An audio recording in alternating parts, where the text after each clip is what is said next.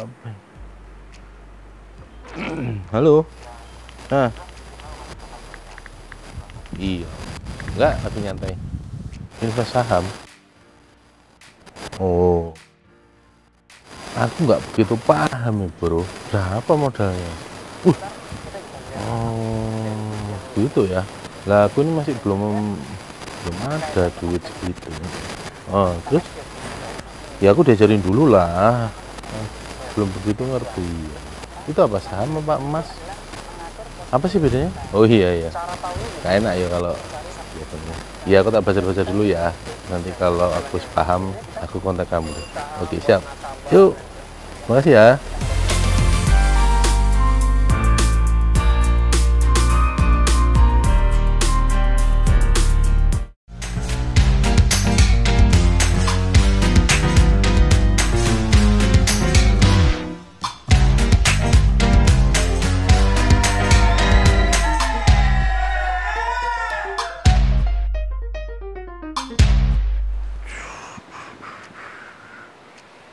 Aduh. Investasi saham. Iya.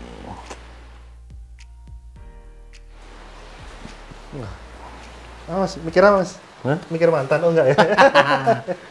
Nah ini loh, Fer. Waktu itu ada temen ngajak invest. Invest di apa? Invest saham kan kayaknya sekarang lagi ini ya. Booming ya? Gara-gara pandemi ya, kayak ya booming itu banyak yang melek saham. Betul. Nah, punya kok mainan saham gimana sih, Fer? Oh iya, tadi istilah main saham itu sebenarnya keliru ya. Kalau main itu seolah-olah hanya untuk jangka pendek, terus yang tanpa melihat kinerja perusahaan ataupun kinerja saham tersebut. Jadi yang Tapi kan itu, Fer.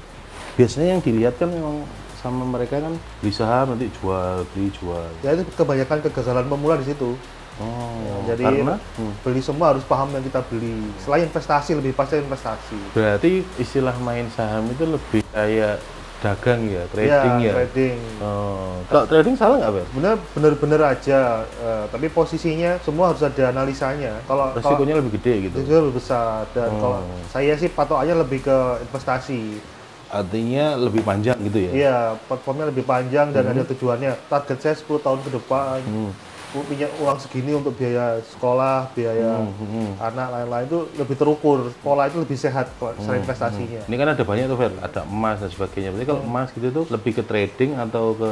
Yang bagus investasi. Karena kalau kita tarik grafik ya, krisis itu terjadi di tahun 98 dan 2008. Bayangkan kalau investasi tahun 98 terus trading, jeblok terus nggak masuk lagi. Tapi kalau investasinya itu polanya tiap bulan, rutin. Kalau kita tarik 98 ke sekarang, beda 22 tahun itu yang turun hanya 2 tahun. Berarti 20 tahunnya kan naik. Itu gambarannya kenapa investasi itu lebih baik. Itu kalau ngomong panjang ya, Fer, 20 tahun. Kalau ngomong setahun aja, Fer, misalnya. Naik turun pasti terjadi ya. Nah, kalau dalam masa waktu setahun, apakah itu juga riskan, Fer, misalnya? Contoh gini ya, kita tarik dari histori mungkin lebih gampang ya. Di tiap tahun itu rata-rata ada penurunan yang umum di bulan Mei ya. Itu kenapa? Karena dividen kepada pemegang saham sudah dibayar. Kembali lagi kalau teman-teman tuh platformnya trade itu sangat volatile, aktif, dan uangnya bisa dipakai itu bukan uang yang disisihkan, atau uang-uang yang memang dia punya, dan kalaupun nanti di daerah jatuh untuk kembali rebound lagi itu susah. Jadi kalau investasi jangan pakai uang panas gitu ya? Nah, istilahnya uang disisihkan, uang jajan lah. Uang nganggur gitu ya? Uang yang benar-benar nganggur gitu ya? Teman-teman punya gaji mungkin 5 juta, 10%-nya diinvestasikan rutin, 500 ribunya itu bisa maksimal. Bentar, berarti sama kayak nabung ya? Sama. Eksekusinya sama kayak nabung ya? Harus rutin ya? Iya. Kenapa, Fer, kok harus rutin? Ada istilahnya kalau di keuangan namanya compound interest ya. Jadi bunga yang berbunga. Kalau di saham ini dapat dividen. Itu bedanya mungkin saham sama reksadana saham ya. Dividen itu kayak kalau di keuntungan ya? Iya, keuntungan. Jadi kalau punya perusahaan tiap tahun dibagi hasilnya, nah itu dividen namanya. Setahun berapa kali dibagi dividen? Ada perusahaan itu yang sekali, ada 2 kali, tapi mayoritas sekali. Jadi setelah mereka melakukan RUPS atau rapat umum pemegang saham, dibagi dividen. Berarti kita setahun paling nggak pasti tetap dapat ya? Ya minimal itu dapat dividen satu. Dari dividen itu ya? Terus yang kedua, kenaikan harga saham atau potential gain. Istilahnya kalau kadang kan nggak dijual sahamnya, dan itu kita terus kumpulkan nanti dividen yang kita miliki itu bisa kita investasikan lagi jadi saham, tambahan saham.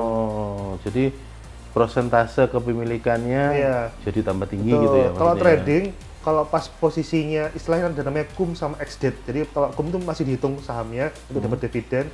Kalau ex itu nggak diperhitungkan. Nah, kalau pas tadi dia jual pada saat periode belum cum date itu nggak bisa dapat dividen. Itu juga jeleknya trading.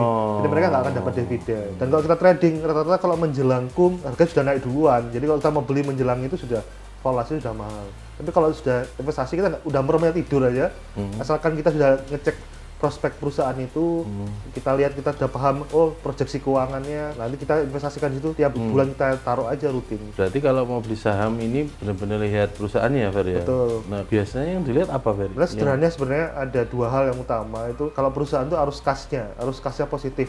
Jadi kalau orang pengusaha itu, kalau dananya masuk, namanya usaha, ada keuntungan dananya masuk sebagai untuk meningkatkan modal kembali, itu namanya arus kas. Itu yang penting. Yang kedua ya labanya, jadi bottom line ya labanya tumbuh terus tiap tahun, jadi rutin juga membagi dividen, itu juga bagian dari itu kalau perusahaan yang sudah go public bisa dilihat ya, Fer ya, itu bisa, ya? Teman-teman bisa lihat websitenya IDX.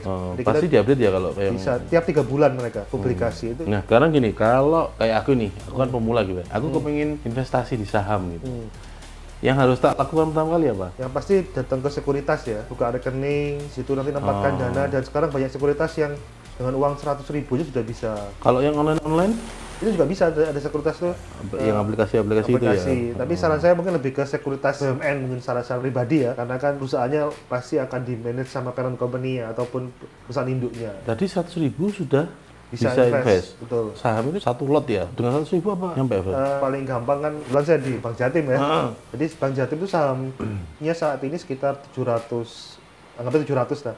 Berarti kalau 100 dikali 100 lembar itu ketemunya kurang lebih hampir 70.000. Jadi di bawah 10.000. Oh, jadi dengan 70.000 aja itu sudah. Betul. Jadi kalau sudah bisa pegang satu lot ya. Daripada sekarang kan sudah nggak bisa nonton ya, nggak bisa mungkin kongko teman-teman. Nah itu investasinya 100.000 aja per bulan. Jadi nanti bulan depan beli sahamnya itu lagi gitu ya. Atau beli saham yang lain, Fer? Kembali lagi ke preferable ya. Ada orang preferable-nya di saham perbankan, ada saham di consumer. Yang penting harus ada knowledge, ada kemampuan untuk bahwa oh perusahaan ini bagus, under value ataupun berkembang. Jadi maksudnya kita harus milih dulu perusahaannya bergerak di bidang apa gitu ya. Yang utama itu ya, di bidang perbankan atau apa biasanya consumer good. Jadi ya. ada istilahnya saham defensif, saham yang di saat kondisi saat ini pandemi itu masih bisa bertahan. Contoh salah satunya itu adalah perbankan, konsumsi sama telekomunikasi.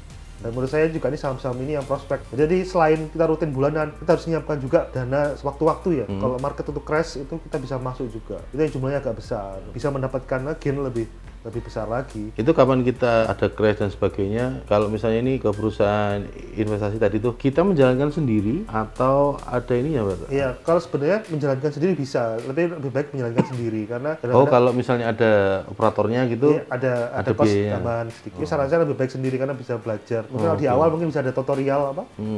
Semua di laporan keuangan, laporan publikasi itu di sekuritas, di sistemnya itu yang online itu sudah ada semua. Tinggal diklik. Berarti yang kalau di kondisi sekarang yang paling aman itu perbankan, telekomunikasi, dan konsumsi. Konsumsi itu kayak mungkin kayak terkenal Mas Mandi pakai apa, sabunnya itu merek-mereknya. Perusahaan-perusahaannya itu ya, yang produsennya atau kalau suka makan mie, makanan itu makan mie instan itu juga ada. Oke. Dan yang menarik mungkin sekalian tips ya, di 2021 saham-saham konsumsinya agak turun. 2021 ini. Iya, jadi sebenarnya ini potensi sebenarnya untuk teman-teman juga beli sebenarnya. Tapi sebenarnya kalau misalnya nih kita ngomongnya jangka panjang ya, Pak. Meskipun harga sahamnya tinggi kan nggak masalah ya, Pak. Benar, karena kan nanti perusahaan itu tumbuh tetap. Jadi contoh tahun 2021 ini dia tumbuh 10%, otomatis valuasi sahamnya juga tumbuh 10%. Pengalaman saya dulu investasi kan saya di 2003 itu investasi, pernah melakukan kesalahan investasi. Karena saya hanya melihat tren tadi, ada beberapa saham itu yang tahun 2009 naik cukup tinggi. Mungkin sudah pernah dengar ya, setelahnya salah satu saham itu yang dia naik karena semua tren, oh ini saham ini bagus dan di berita tuh naik. Tapi pas kita lihat laporan keuangannya masih minus, ataupun pertumbuhan bisnisnya bisa gitu bagus. Ya? Ada banyak. Sama pasar berarti? Iya, itu sebenarnya istilah saat ini namanya pom-pom ya. Kalau bahasa baca lainnya. Yang paling penting ya. Masih ada beberapa teman-teman tanya, oh ini saham ini bagus nggak? Saya pribadi masukan buat teman-teman semua itu lebih baik value investing, jadi investasi berdasarkan nilai perusahaan. Kalau sudah valuasi tadi saya sedikit hints ya, valuasi itu mahal atau murah itu dilihat dari PER atau PBV-nya. PER itu price earning ratio. Jadi harga saham dibandingkan laba. Jadi semakin dia bisa memproduksi laba tapi harganya murah, harganya rendah, berarti itu sebenarnya saham itu under value, itu saham-saham yang bagus sebenarnya. Kalau misalnya aku udah nyemplung nih, mindsetnya tiap bulan, soalnya ini kayak nabung. Aku sudah beli sahamnya PTA nih misalnya, terus nanti bulan depan aku harus beli sahamnya PTA lagi atau gimana? Yang penting selain saham itu kan juga perlu diversifikasi ya. Umpamanya posisinya tadi sudah masuk saham perbankan atau bank jatin. Mungkin mau menambah portfolio lain yang di luar dari bank, bisa juga masuk ke telekomunikasi. Salah satu telekomunikasi yang besar sudah terkenal ya, Telkom gitu. Terus masuk lagi juga saham posisinya yang di luar dari itu lagi di consumer ada. Gak apa-apa ya gitu ya. Bisa. Jadi aku bisa punya beberapa saham perusahaan yang berbeda gitu ya, bisa ya. Tapi kalau aku tetap beli yang sahamnya PTA lagi tadi gitu. Boleh. Gak apa-apa ya. Ada tadi bilang disiplin investasinya, setiap bulan harus rutin. Jadi ada uang 100.000, 200.000, 300.000 itu rutin. Nanti kan ada komponen interest di dalam. Bagi dividen tadi. Karena kalau dividennya itu kan nggak perlu ngecek kita tiap bulan apa ada pembagian dividen. Paling gampang contoh kayak di Bank Jatim kemarin kita bagi Rp48 ya.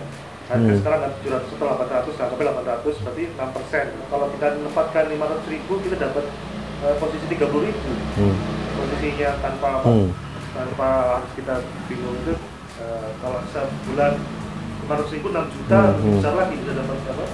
6%-nya lagi bisa dapat 110.000. Nah, contoh. Nah, tapi kan ada banyak tuh perusahaan yang boleh nggak dapat bocoran yang kira-kira yang iya yang rekomendasi yang apa kan kalau dari tiga jenis sebelumnya? Kalau bank kebetulan saya di perbankan ada keunggulan masing-masing. Kalau saya maksud ada 3 yang saya rekomendasi ya. Rekomendasi dalam artian berdasarkan data bukan baik pribadi. Kalau yang bank dengan kualitas kredit terbaik selama ini adalah BCA. Kredit terbaik. Iya, kualitas kredit. Oke. Ya, tapi ini dia juga valuasi termahal. Itu kan valuasi itu kan jadi lebih murah karena untuk jangka panjang. Jadi itu untuk. Jadi kalau harganya, maksudnya valuasi tertinggi itu harganya paling mahal gitu. Ya, tadi saya lihat PER ya. PER-nya paling tinggi atau PBV kalau di bank itu price book value nilai bukunya paling tinggi. Kalau hampir 4 kali. PER-nya juga di atas 20 ya. Tapi dengan kinerja yang tiap tahunnya juga dia juga kualitas kredit ya, bank kualitas kreditnya yang dilihat. Terus yang kedua, bank dengan pertumbuhan bisnis tertinggi, rata-rata itu adalah Bank BRI. Dia tumbuh UMKM cukup bagus. 10 tahun terakhir mungkin pertumbuhan bisnisnya kalau labanya juga salah satu yang tertinggi di Indonesia. Yang ketiga, valuasi paling murah. Tadi PER. Saat ini PER dengan kinerja perusahaan yang bagus ya Bank Jatim di PER di 8 kali. Jadi saat ini dibandingkan BPD sejenis, malah lebih murah. Ya, kalau telekomunikasi? Kalau telekomunikasi masih Telkom yang apa? Karena trennya ke depan industri telekomunikasi itu tumbuh lebih besar. Dan kalau kita lihat di Amerika, saham yang 10 besar itu majority di teknologi. Teknologi ya. Teknologi base. Yang terakhir konsumsi. Konsumsi ini walaupun krisis tetap orang butuh makan. Besar, bener. Kayaknya dia malah semakin menggemuk dia ini. Ya, ada 2 saham besar konsumsi dan dia juga blue chip big cap itu Unilever dan Indofood. Sama Indofood yang JBP, sukses makmur yang terkait mie instan lain-lain. Tapi ini boleh beda ya, ini referensinya boleh beda. Tapi kalau saya posisinya 6 ini yang menurut saya dengan keunggulannya masing-masing, tapi juga Unilever maupun BCA secara valuasi memang mahal, tapi secara barang itu barang mahal juga ada worth it-nya. Kayaknya aku sudah mulai agak paham nih Kak. Jadi satu, ini kita mindsetnya harus jangka panjang. Betul. Yang kedua berarti kita harus pakai uang jajan, jangan pakai uang panas. Terus yang ketiga, pilih prioritas yang aman. Oke, terus habis itu harus belajar nih soal profil perusahaannya gimana. Yang kelima mungkin terus dikembangkan pengetahuannya ya. Jadi misalnya nggak cuma beli satu saham perusahaan. Oke. Selamat menabung ya, selamat menabung. Ke sekuritas dulu ya. Jangan lupa investasi banyak. Siap. Makasih ya, Fer.